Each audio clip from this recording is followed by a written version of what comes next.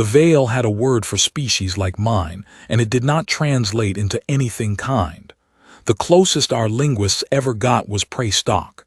Not prey, which would have at least granted us the dignity of the hunt. Stock, cattle that had not yet been sorted. That was what they wrote beside the name of Earth in their ledgers the day they arrived. And it was the word the proctor used when he looked at me across the ring.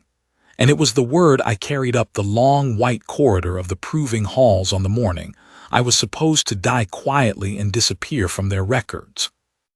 I had been a soldier before I was a cadet. I want that understood because the Vehl never understood it, and because it matters to everything that came after. I had held a line on the third moon of a world the Vehl burned down to glass in 9 hours, and I had carried men out of that fire who did not thank me because they could no longer speak, and I had learned the particular arithmetic of a losing war, where you spend the living to bury the dead and call it a good day when the numbers come out even. So when the surrender came, and the Vehl announced that our species would be proven before it was permitted to exist, I did not weep and I did not rage. I volunteered. Somebody had to walk into their halls and be measured, and I had already learned how to stand still while something stronger than me decided whether I would keep breathing. There were 11 of us at the start, 11 humans chosen to enter the proving halls and demonstrate that our kind belonged among the martial client species, the ones the Vehl armed and used rather than the labor tiers, which is a polite phrase for what happens to a world that gets graded as stock. I will not pretend the 11 were the best of us. We were the ones willing. There is a difference, and the difference is mostly fear, and I have never blamed the ones who stayed home. By the morning I am telling you about, there was one. There was me. The other 10 did not all die. I want to be honest about that too, because the Vehl would have preferred the simple story, where the weak are culled and the strong remain, clean as a blade. It was not clean. 2 of us washed out in the first month for failing the cognition trials and were sent down to the tiers, and I never saw them again, and I have stopped letting myself imagine where they are. 1 died in the gravity drills when a Vehl instructor decided a human spine was a thing you learned by breaking. 4 left. They simply left, walked to the transit gate, and went home to whatever was left of home, and I do not call them cowards, because a man is allowed to decide that he will not be measured by the people who murdered his planet. 2 more I lost in ways I will tell you about when I have the stomach for it. And then there was me, the last, standing in front of the only test that mattered, the one they saved for the end, the one they called the proving of the predator. The rule was simple, the way a noose is simple. Each cadet on the final day was to bring before the assembled instructors the apex predator of their homeworld, the deadliest thing their planet had produced, and demonstrate mastery of it. Not a recording, not a description. The animal itself, alive in the ring, under the cadets' control. The Vehl believed, with the total certainty of a people who have never once been wrong in a way that cost them anything, that a species' worth could be read directly off its relationship to the most dangerous beast it shared a world with. Master your monster, and you have proven you can be trusted with worse monsters in their service. Fail, and you have proven you are stock. I watched the others prove before me. That was part of it, the watching. They wanted us to see. The Threx cadet went first. The Threx are ambush hunters, low and armored, with a homeworld full of things that come up out of the soil to take you by the legs, and the predator he brought was exactly what you would expect. A horned, blind, burrowing horror the length of a transport, that screamed when the light touched it. He had it in a chain harness and a muzzle cage, and he kept it in line with a goad that fed current into the base of its skull. Every time it lunged, he burned it and it learned. The way a thing learns when learning is the only alternative to pain, and by the end it lay flat on the ring floor and trembled and did not move, and the instructors made the gesture that meant sufficient.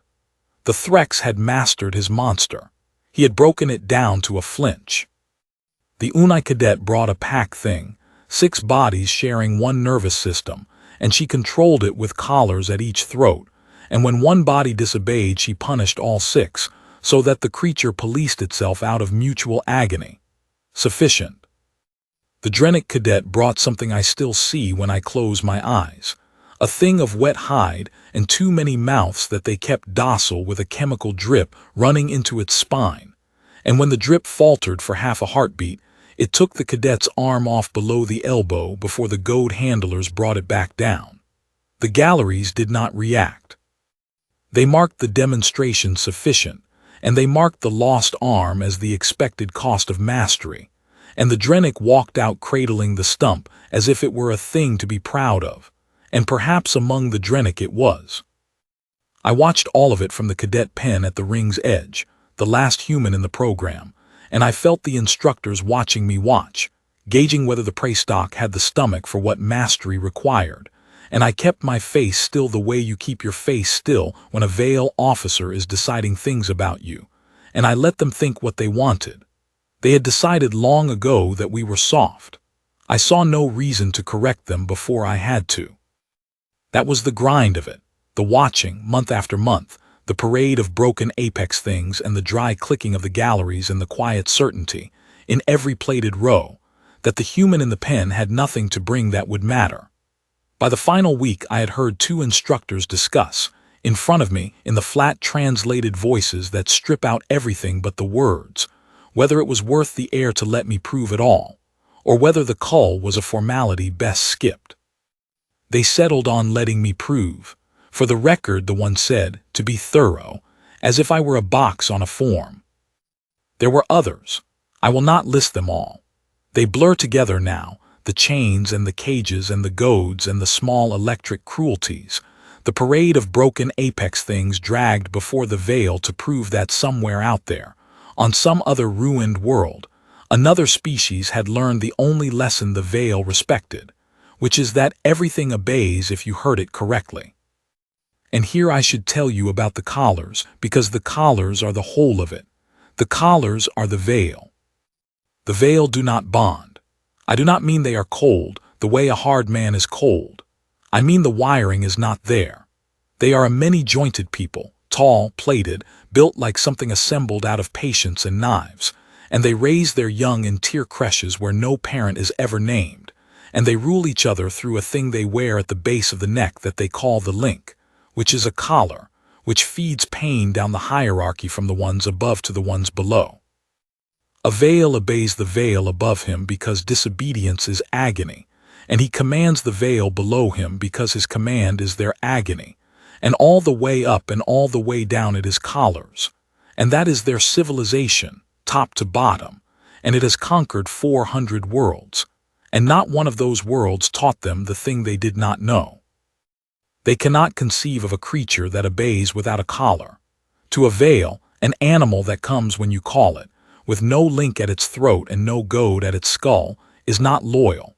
It is broken in some way they cannot diagnose, or it is lying, and they will hurt it until it tells the truth, and when it keeps not telling the truth they decide the species that raised it is defective and grade it down. This is not cruelty as we understand cruelty. It is closer to a blindness. They are missing an entire sense. The way a man born without ears is missing music, and they have built an empire in the silence, and they think the silence is the whole of the world. I knew this about them. I had known it since the moon, since I watched a Vehl officer stand in the smoke and try, with what I now understand was real bewilderment, to interrogate a wounded medic about why the rest of us kept coming back into the fire for the dying instead of running, as any sensible stock would. He could not get the answer he wanted because the answer was not in his language. He had no word for it. He shot the medic out of what I can only call frustration and moved on. And I lay in the rubble and watched him go and thought, you don't know what we are. You burned us down to glass and you still don't know what we are. I carried that thought for 2 years. I carried it up the long white corridor of the proving halls on the last morning, and I carried in a sling against my chest the 2 pups. Let me tell you about Sable first, because none of it makes sense without Sable. Sable was a war dog. She came up through the same program that took dogs into the contact war when we learned, fast and bloody, that the Vehl sensor profile had a gap exactly the shape of a living nose. that a dog could smell a Vehl breaching team through a hull before any instrument we owned could hear the particular grind of their joints at a range that bought us seconds, and seconds were lives. Sable was big for her line, dark across the back and gray at the muzzle by the time I knew her, and she had a way of leaning the whole weight of herself against your leg in the bad quiet before a drop that told you, without a word because she had no words, that she had decided you were hers and she was not going anywhere. She was not mine at first. She was Petrov's. Petrov was one of the 11, one of the 2 I said I would tell you about when I had the stomach, and I find I still do not entirely have it, so I will say it plainly and move on. Petrov did not wash out and did not leave. A Vehl instructor, conducting what the records called a stress assessment, wanted to see whether the human bond to the animal was a weakness that could be exploited. And so he hurt Sable in front of Petrov to see what Petrov would do. And Petrov did what any of us would have done, which is the thing you are not allowed to do to an instructor. And they took Petrov down to the tiers, and I have not let myself imagine where. Before they took him, he got one sentence out to me across the holding room, and it was not a goodbye and it was not a curse. It was an order. He said, "Take the dog." So I took the dog. And the dog took me, in the slow, patient way they do, leaning her weight against my leg in the bad quiet, and somewhere in the long gray months that followed she came into season, and there were complications I do not need to detail, and the upshot is that 8 weeks before my proving there were 2 pups, and there was no Sable. She did not die for anything. That is the part I have never been able to dress up into a soldier's story. She died the way the old ones go, worn down, her body finally calling in the long debt of a working life, and she did it 3 nights after the pups came, having held on, I am convinced, exactly long enough to be sure they would live. I sat on the floor of my quarters with her head in my lap and the 2 blind squirming things in a box at my side, and I did the thing the Vehl have no word for, and there was no collar on either of us, and no goad, and no link feeding pain down a hierarchy. There was just an old dog and a tired woman, and a debt that ran in both directions and would never be paid and was never meant to be. When the proctor told me to bring a predator to the ring, I thought about it for 3 days. Everyone expected me to claim hardship and forfeit. The last human with no animal, no time to acquire and break one, nothing to drag into the ring on a chain. Stock, after all. The grade was written before I walked in. I brought the pups. The corridor to the ring is long and white, and the Vehl built it that way on purpose, to make you small. I walked it slow because the pups were heavy and warm against my chest, and I did not want to jostle them awake, and the slowness must have read to the watching instructors as fear, because I heard the sound they make that passes for amusement, a dry clicking up in the high galleries where they sat above the ring like judges over a pit, which is exactly what they were. The ring itself is a circle of bare gray floor, 50 meters across, walled in transparent armor twice the height of a man, and that morning the floor was still wet at one edge where they had hosed down what the Unai pack thing left behind. I stepped into the center. I unslung the carrier and I knelt, and I set the pups down on the cold floor in front of me, and I knelt there with them, one hand resting light over the smaller one's back, and I waited. You have to understand what the galleries saw. They saw the last specimen of the prestock species, the one that had buried 10 of its own and arrived with nothing, kneel down in the proving ring and produce, from a sling worn against her own body like the soft animals we apparently were, 2 blind, fat, helpless infants of a creature so small a Threx could have swallowed one whole. No chain, no muzzle, no goad, no collar. 2 pups that could not yet open their eyes, that whimpered at the cold and pushed their faces blindly toward the warmth of my hand, because warmth and my hand were the only 2 facts in their entire world. The proctor's voice came down from the high gallery. They speak through translators that strip all the tone out and leave only the words, which is its own kind of menace. This is your predator. It was not a question. It was the sound of a grade being written. No, I said, This is my predator's young. You bring me prey, the proctor said. You bring me your own weakness and you display it to me. Do you forfeit? And here is the thing I had been turning over for 3 days, the thing I had decided to spend my last morning saying out loud to a hall full of creatures who did not have the ears to hear it. I have thought, in the years since, that I said it as much for myself as for them. But I said it. Every cadet before me, I said, brought you a monster on a chain. They showed you how their world's worst thing behaves when you hurt it enough. And you graded them, and you called it mastery, and you were satisfied, because a thing that obeys the goad is a thing you understand. So let me show you what my world did instead. I lifted my hand off the pup's back. It is hard to describe what that costs, to take your hand off a cold and frightened infant when its whole world is the warmth of you. The pup whimpered and rooted blindly toward where my hand had been. On my world, I said, the worst thing we ever met was a hunter that ran in packs, that hunted us across the open ground in the cold dark when we were soft and slow and had nothing but each other.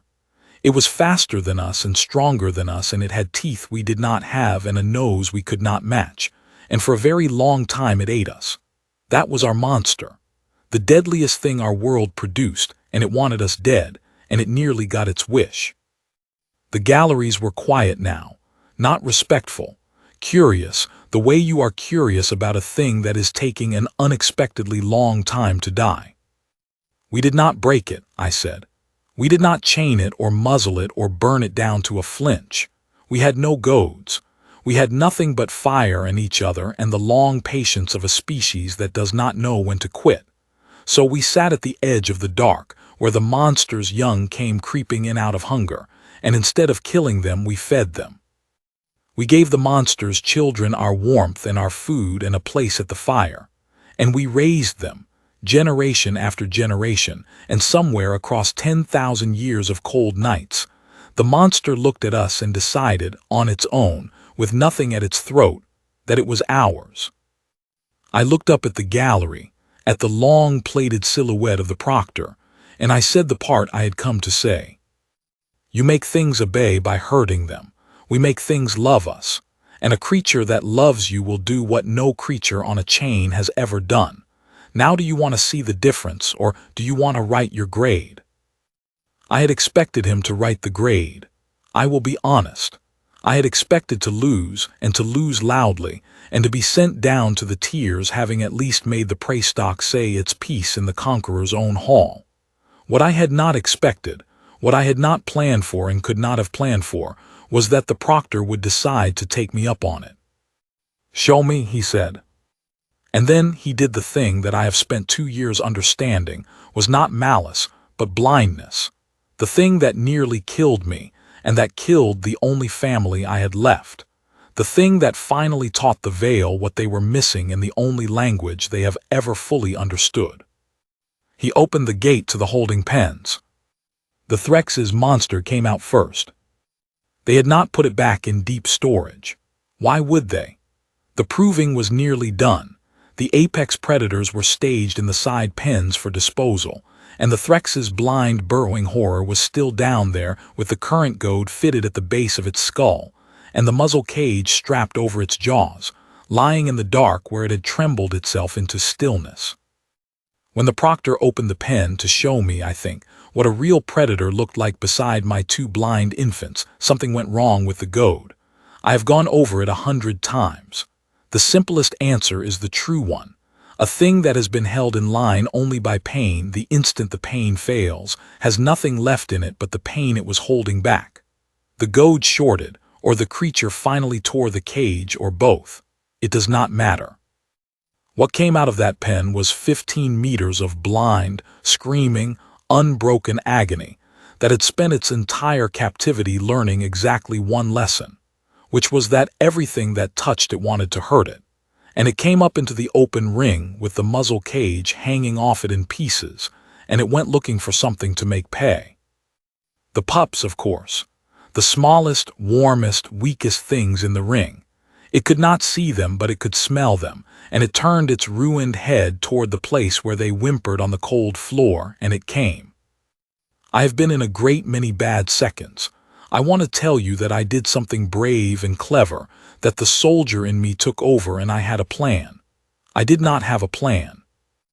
I had 2 pups and my own body and a wall of transparent armor twice my height between me and any help that was never coming anyway, because the veil in the galleries did not move, did not so much as rise, because to them this was simply the demonstration continuing, the natural sorting of strong from weak stock being culled in front of them as it should be. I threw myself over the pups. That was the whole of my brave and clever plan. I put my body between the 2 blind infants and the thing coming to kill them, and I made the same arithmetic I had made on the moon, the losing arithmetic, where you spend the living to cover the helpless and call it a good day if the numbers come out even, and I waited for the teeth. They did not come. What came was a sound I knew, a sound out of the bad quiet before a drop, out of 100 cold corridors, out of the floor of my quarters 3 nights running while 2 blind things squirmed in a box. It was the sound of weight leaning hard against the world, and it came from the gate the proctor had not finished closing, and it was Sable. No, not Sable. Sable was 3 months in the cold ground of a station that did not mark human graves. But I had not come to the ring with only the pups, and this is the part the Vehl wrote down wrong in their ledgers, the part their translators could not strip the tone out of because it did not happen in words. I had brought the mother.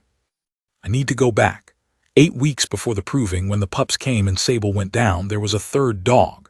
Sable's litter sister out of the same war line, a dark patient animal named Belle who had come up through the program at Sable's side and had been at my side, second to Sable, the whole long gray time.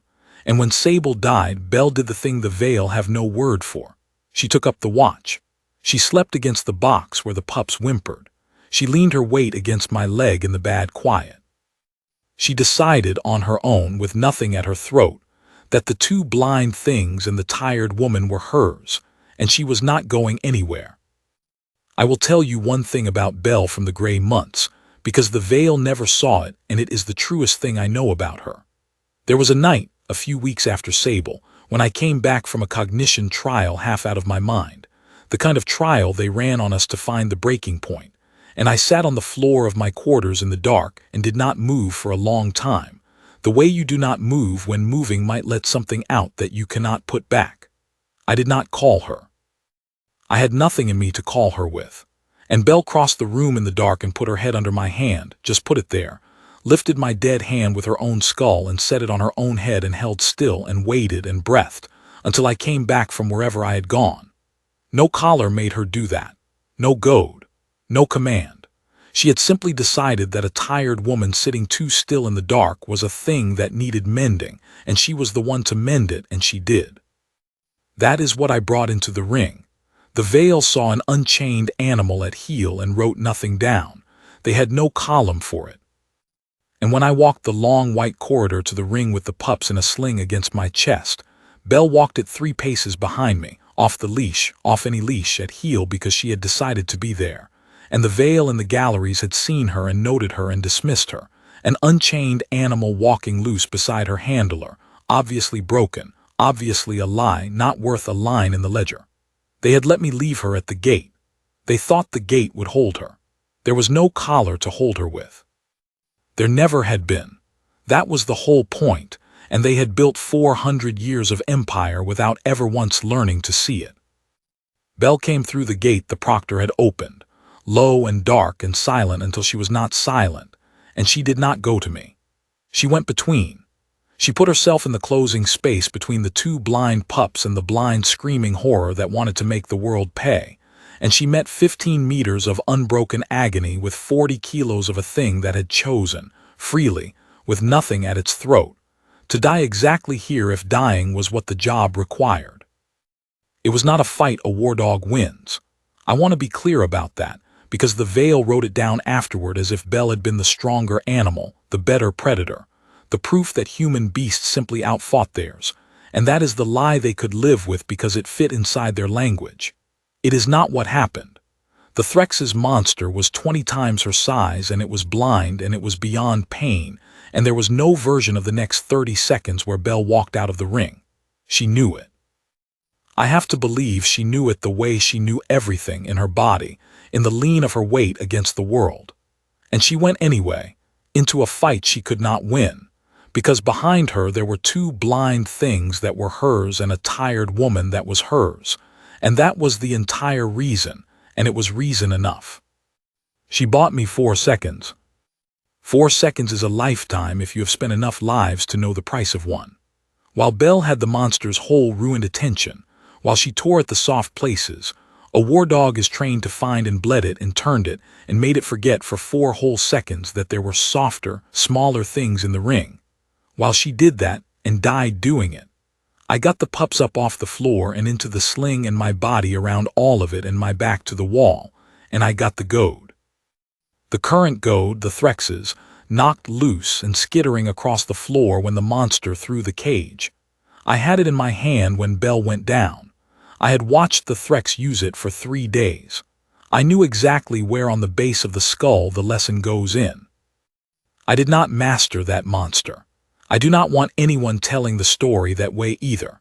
I am not the woman who walked into the ring and broke the beast with the conqueror's own tool and proved that humans were the better masters after all. I jammed a goad into a dying animal's skull and held the current down with both hands and my whole weight, and I screamed something I do not remember while the thing convulsed and finally went still. And then I sat down on the wet gray floor in the wreck of it all with 2 pups against my chest, and the body of the dog that had bought me my life cooling 3 meters away, and I did not feel like the apex of anything.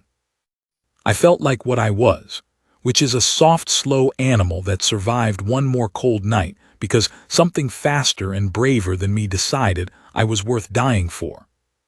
The ring was very quiet. I looked up at the galleries, at the long plated rows of them, and for the first time in 2 years I saw the Vehl do something I did not have a word for. They did not click. They did not write. The proctor stood at the rail of the high gallery, and his many joints held a stillness I had never seen on one of them, and I understood slowly, the way you understand a thing your whole body already knew, that I had finally shown him the difference, and that it had landed, and that it had landed in the only place a Vehl can be reached, which is the cold arithmetic of force. Because here is what he had watched. He had watched a captive predator, held in line by the most pain his technology could deliver, the instant that pain failed, become nothing but a blind engine of hurt that turned on the first weak thing it could find, including, if there had been time, the very hand that held its goad. And he had watched another predator with nothing at its throat, no link, no leash, no pain, no command, choose to throw its life into the gap to protect things that could do nothing for it in return.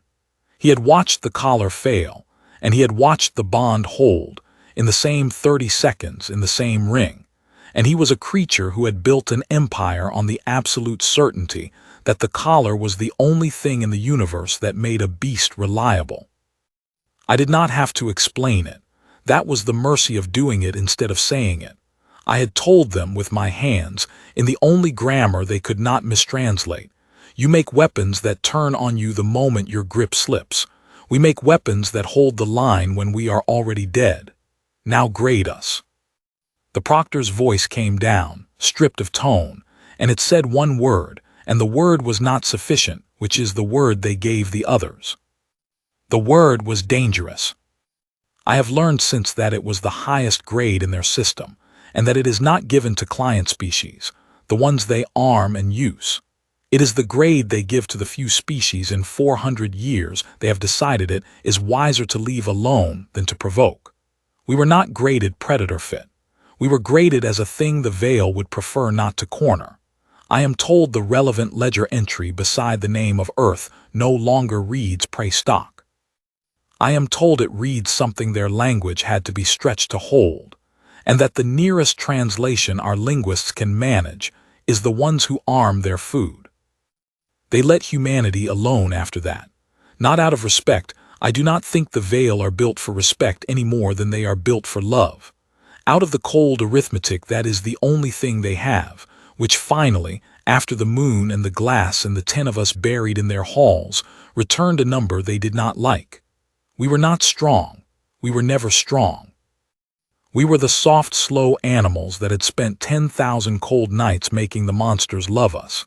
And the Vehl looked at that, and did the math, and decided, correctly, that a species which can do that to a wolf is not a species you want to find out what it can do to you. I carried the pups home. They opened their eyes on the transit out, both of them, somewhere past the dead world, and the first thing they ever saw was me, and I have never decided whether to apologize to them for that or not. I named them on the long ride back. I had not let myself before. You do not name a thing until you are sure it will live. That is an old soldier's habit, and it is a coward's habit, and I have made my peace with being both. The bigger one, the one that had whimpered loudest on the cold floor of the ring and rooted toward my hand, I named Petrov, for the man who got one sentence out across a holding room and made it an order. The smaller one I named Bell. They are old now. Gray at the muzzle, the both of them, the way she went gray. They lean their weight against my leg in the bad quiet, which there is less of these days, and at night they sleep at the foot of the bed and dream the running dreams, paws twitching, chasing something across an open ground I hope to God they have never had to see for real. People who do not know the story ask me sometimes why a hard old woman keeps 2 old dogs that cannot work anymore and eat more than they are worth. I tell them the dogs earned it. That is true, and it is also not the whole of it, and the whole of it is a thing I have stopped trying to put into words, because I learned, in a gray ring 50 meters across, that the truest things we are do not happen in words at all. The Vehl never did find the word. 400 worlds and they never found it. But I think at the end the proctor came close, in the only way one of them ever could. He stood at that rail with his joints gone still, and he looked down at a tired woman and 2 blind pups and the body of a dog that died for free. And somewhere behind that cold-plated face, I believe, he finally understood the one thing his whole civilization had been built to never learn. You cannot conquer a creature that has already decided, with nothing at its throat, that it would rather die than let you past. We are made of those, all the way down. That is what we brought to the stars. Not the ships, which were worse than theirs. Not the guns, which were fewer. We brought 10,000 years of teaching the deadliest thing on our world to lay down at our fire, and we brought the simple, terrible fact that we would do the same for it. And the Vehl, who had collared a quarter of the galaxy, took one look at that in a gray ring and wrote us down as the thing they were afraid of. They were right to be. Bell, the first one, is in the cold ground of a station that does not mark our graves. I could not bring her home. But the small gray dog asleep at the foot of my bed carries her name, and the running dreams, and the lean of the weight against the world. And on the bad nights when I cannot sleep I put my hand on her side and feel her breathing, and I do the thing the Vehl have no word for, and there is no collar on either of us, and there never was, and there never will be. That is the whole of it. That is what we are. We are the ones who walked into their hall with nothing but 2 blind pups and walked out graded as the thing they would not corner, and the difference between those 2 facts is the entire reason my species is still alive, and it has a shape but it does not have a word, and I have stopped looking for one. I just put my hand on her side and feel her breathing, and remember the one that bought it.